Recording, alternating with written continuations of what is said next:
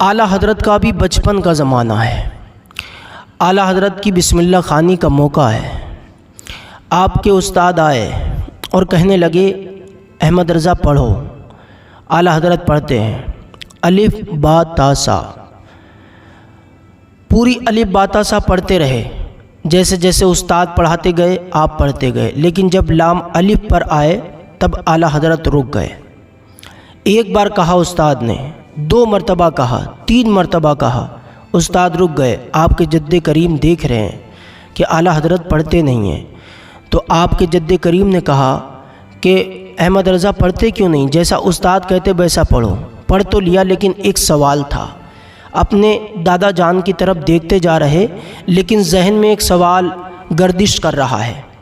وہ سوال کیا کہ میں ایک بار پڑھ چکا ہوں، دوبارہ کیوں پڑھوں؟ گردش کر رہا ہے۔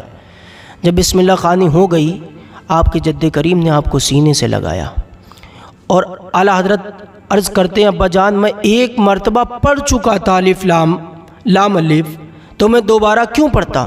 میں ایک مرتبہ لام الف پڑھ چکا تھا تو دوبارہ کیوں پڑھتا؟ تب آپ کے جد کریم نے جواب دیا کہ آپ نے جو الف پڑھا تھا حقیقت میں وہ الف نہیں حمزہ تھا، کیونکہ الف کی پہچان یہ ہے کہ وہ ساکن ہوتا ہے اور ساکن اکیلا ادا نہیں ہو سکتا، اس لیے لام پر لائے۔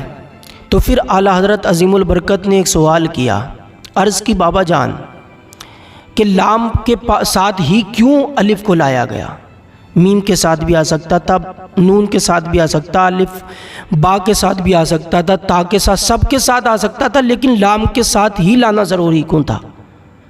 تو اعلیٰ حضرت کو آپ کے جد کریم نے اپنے سینے سے لگایا، سمجھ گئے یہ کوئی عام بچہ نہیں، یہ بچہ بہت بلندیوں تک جائے گا۔ سمجھ گئے، جواب دیا بیٹا لام الف کا ایک دوسرے سے صورتاً اور سیرتاً بہت عمیق تعلق ہے، صورت کے اعتبار سے بھی اور سیرت کے اعتبار سے بھی۔ لام اور الف کا دونوں کا تعلق بڑا گہرا ہے۔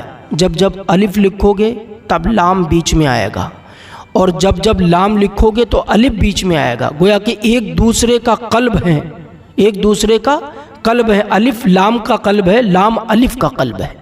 یہ سمجھا رہے تھے اعلیٰ حضرت کو اور سینے سے لگا رہے تھے، نظریں دیکھ رہی تھی یہ بچہ کوئی عام بچہ نہیں ہے، یہ بچہ وقت کا اعلیٰ حضرت بنے گا، یہ بچہ وقت کا مجدد بنے گا۔ یہ آپ کے جد کریم جانتے ہیں۔ آپ کے جد کریم نے اپنے بیٹے کو پیار کیا، اور اعلیٰ حضرت کی شان، اعلیٰ حضرت عظیم البرکت مجدد دین و ملت الشاہ امام احمد رضا خان نے سب کچھ برداشت کیا باعتبار دنیا، لیکن کبھی بھی شریعت میں سمجھوتا نہ کیا۔ شریعت کی بات جب جب آئی تو آپ نے کبھی شریعت میں سمجھوتا نہ دیا، کبھی یہ نہیں سوچا کہ میرے کتنے دشمن بن جائیں گے، کبھی یہ نہ سوچا کہ میرے کتنے دوست ہیں کتنے دشمن، کچھ نہیں سوچا۔ جب بات نبی کی شریعت کی آ گئی تو احمد رضا خان نے ڈنکے کی چوٹ پر بات کی اور دنیا کو بتایا کہ کچھ بھی ہو جائے کبھی شریعت سے سمجھوتا نہیں کرنا۔ آج ہمارے عقیدے سلامت ہیں، یہ احمد رضا خان کی دین ہے، ورنہ اس وقت معاملہ کیا تھا؟ ایمان کے لٹیرے کرتا پائجامہ پہن کر کے یہ بول رہے تھے اور کہہ رہے تھے کہ نبی ہماری طرح معاذ اللہ بشر ہیں، کہہ رہے تھے کہ نبی کو غیب نہیں ہے، کہہ رہے تھے نبی کو تو معاذ اللہ جانور کتے بلی کے برابر علم ہے۔ اللہ اکبر۔ حضور صلی اللہ تعالیٰ علیہ وسلم کے بارے میں ایسی غلط باتیں زبانوں سے نکال رہے تھے۔